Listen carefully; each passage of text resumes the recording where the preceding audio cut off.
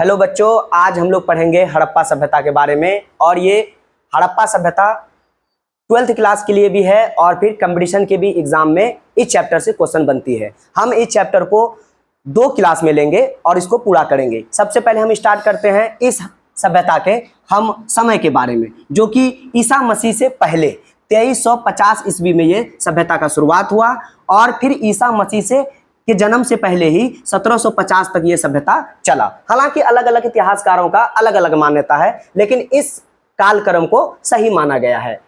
और फिर अब आगे हम बात करते हैं काल की। जब हम काल की बात करते हैं तो ये आ जाता है आद्य ऐतिहासिक काल में, और आद्य ऐतिहासिक काल आता है प्राचीन काल में। और प्राचीन काल के भी 3 भाग बताए गए हैं, जो कि प्राग इतिहास काल है, जिसमें कि पत्थर का कांसा का इस्तेमाल हुआ, और अधिकतर कांसा का इस्तेमाल आद्य ऐतिहासिक काल में हुआ। इसमें चीजें तो लिखी हुई मिली हैं, लेकिन इसको लोग आज तक पढ़ नहीं पाया। इसके बाद आता है, इसके बाद का जो काल था वो था ऐतिहासिक काल। और ऐतिहासिक काल जो है वैदिक सभ्यता वाला था, जिसमें वेद का रचना हुआ और लोगों ने उसको पढ़ा।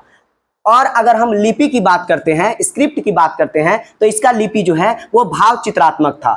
यानी लोगों ने उस जमाने के अपने अपने घर में कुछ चित्र बना करके रखे थे, और वो चित्र के जरिया वो कुछ कहना चाह रहे थे, जिसको कि आज तक हम लोग न पढ़ पाए, न कोई विद्वान पढ़ पाया, न समझ पाया। इसलिए इसको भाव चित्रात्मक ही कहा जाएगा। और ये जो लिपि लिखा गया था, ये दाएं से बाएं की ओर, यानी कि दाएं से बाएं की ओर ये लिपि लिखा गया था। अगर हम इस सभ्यता की बात करें तो ये सभ्यता जो है शांति प्रिय सभ्यता थी। क्यों शांति प्रिय सभ्यता थी? क्योंकि इस सभ्यता में किसी भी प्रकार का शस्त्र नहीं मिला है, जो कि युद्ध को या युद्ध की स्थिति को दर्शाता है। लेकिन जब हम इस सभ्यता की बात करते हैं तो ये सभ्यता नगरीय या शहरी सभ्यता है, क्योंकि ये लोग नगर में निवास करते थे।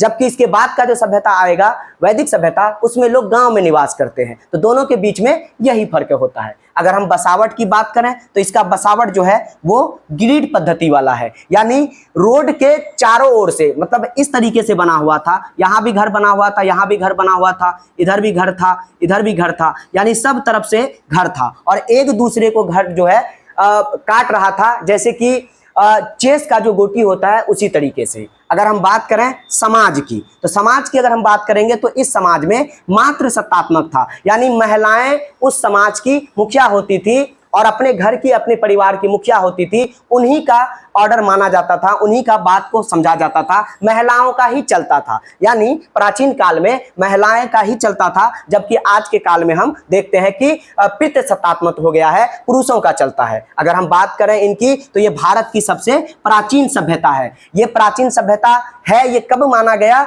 ये 1921 में माना गया। जब तक इन सभ्यता का पता नहीं चला था, इससे पहले वैदिक सभ्यता को ही सबसे प्राचीन सभ्यता कहा गया था। और जब इनकी खोज हो गई तो फिर इनको जो है, इसी को जो है प्राचीन सभ्यता माना गया। अगर हम इसके खोज की बात करते हैं तो इसकी खोज अंग्रेजों के समय में होता है, और वो समय है 1921 का। और अंग्रेज उस वक्त भारत में हुकूमत कर रहे होते हैं, शासन करते हैं। और सर जॉन मार्शल के नेतृत्व में दयाराम साहनी को जो है साथ मिला और इन्होंने हड़प्पा शहर का खुदाई किया। हड़प्पा सबसे पहला शहर है जिसकी खुदाई हुई, इस वजह से इसका नाम हड़प्पा सभ्यता भी पड़ा है।